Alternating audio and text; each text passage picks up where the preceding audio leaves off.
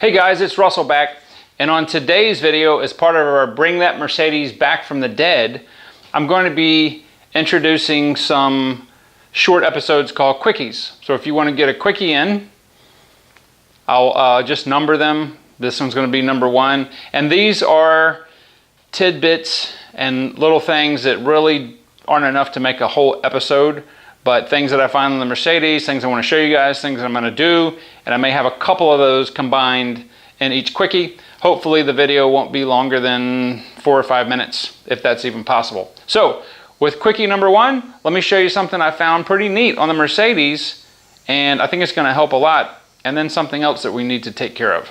Well, look at there.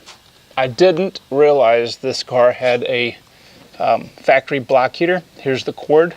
I was just looking under it and decided to plug it in, and what do you know, it works. Let me show you. Now hopefully you can hear this. The block heater is way back under there against the block. The good thing about a factory Mercedes block heater always is that it will heat the entire engine to where it's warm. Let me show you. Right now the ambient temperature is about 80, 82 or so degrees.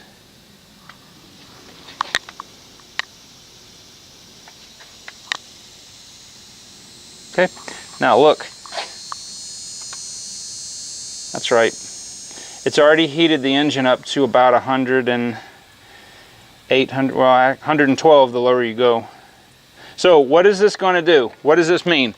Well, I'm going to do an entire series on the glow plug relay because this relay is bad and we're going to get that going. But I'm going to show you what a couple hours of having the block heater plugged in will do for your Mercedes if the glow plug relay is not working. Watch.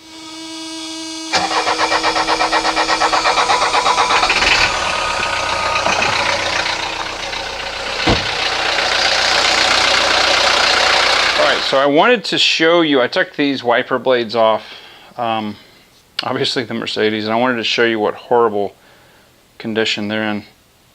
I probably replaced these 10 years ago, but absolutely, I mean, it's not even, you don't even need to describe this. This is what UV radiation and ozone does to rubber.